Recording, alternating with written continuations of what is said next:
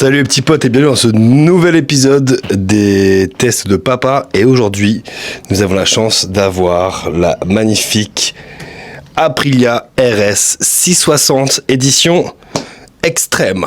Une bonne italienne bien énervée comme on les aime. On perd pas plus de temps. On va tester ça tout de suite. Ok les petits potes, on se retrouve pour un nouvel épisode test de papa.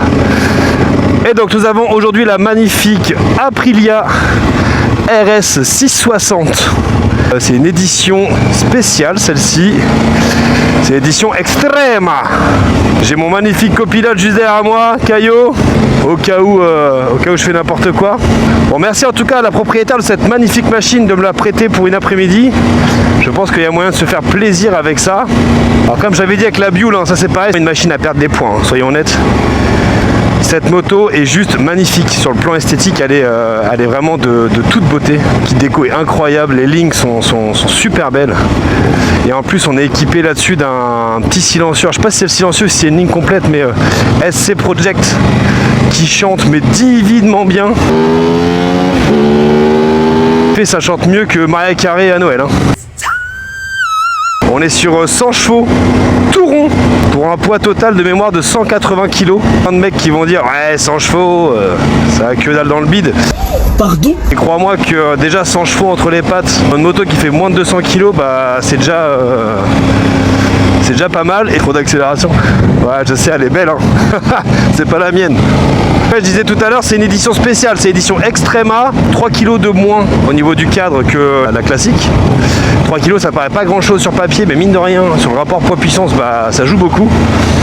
La ligne SC Project, tu sens qu'elle a la dalle cette cocotte. Ça pousse. C'est pas une foudre de guerre, attention. C'est pas non plus une fusée, c'est pas un missile air-sol. Et ce qui est assez impressionnant, c'est que malgré son look ultra agressif comme ça, quand tu en mets dedans, ça répond du tac au tac, mais l'accélération elle est pas brutale. C'est progressif. Je comprends pourquoi elle est vraiment appréciée, quoi. Je comprends pourquoi elle a un franc succès auprès des amateurs de sportifs, parce que elle est vraiment puissante, mais pas trop. Tu peux facilement la prendre aux mains. Elle est légère. C'est un vélo sous caféine, quoi. Bien caféiné, quoi.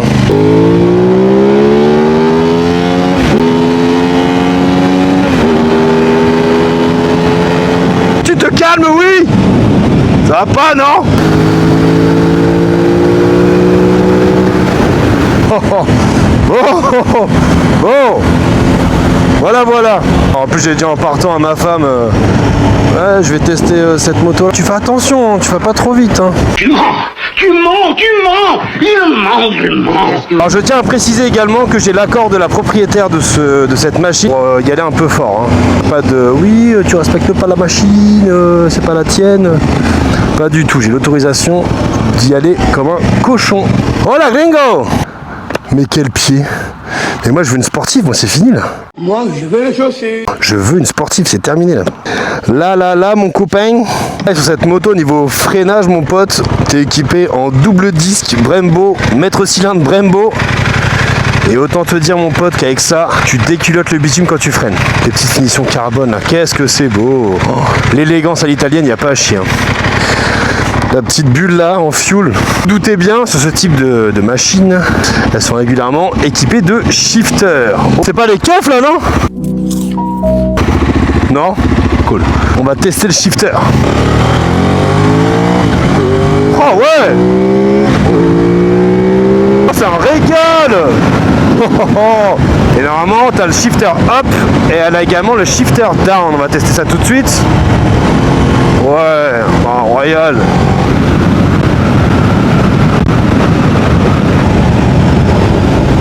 Ah ouais, le freinage il est bien. Vache. On se le dise, cette moto elle est polyvalente, légère, puissante, agréable, sacrément stylée, il n'y a pas à chier, elle est juste magnifique. Bon, petit point négatif, celle un peu dure. Sur des courts trajets ou pour s'amuser un peu, c'est pas gênant. Demain tu vas taper 4000 bornes, je pense que tu as mal aux fesses. Et puis voilà, je viens de te dire, j'ai pas roulé assez longtemps pour te donner les avis sur mon dos et mes poignets, mais l'auto qui est tellement bourrée d'électronique, t'es vachement assisté pour pas te faire de mal, quoi. Ouais, je trouve ça génial, tu vois, pour un mec qui est pas habitué au wheeling comme moi, tu vois, des wheeling c'est pas trop mon univers, bah je peux mettre en seconde. Voilà. peux être poigné dans l'angle, je m'envole pas. Con, mais même pour un mec ultra novice sur de la moto tout court, il peut te faire facilement peur. Surtout avec des motos comme celle-ci.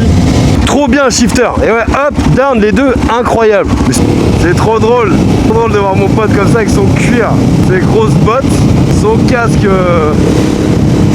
ultra sport. Tu vois vraiment que les mecs ils ont inversé les motos quoi. Alors le mec il a vraiment des goûts de chiottes quoi. Ah, c'était clair. Ravi, hein, j'ai l'autre qui me défonce le pneu. Eh fais gaffe, c'est pas la mienne hein.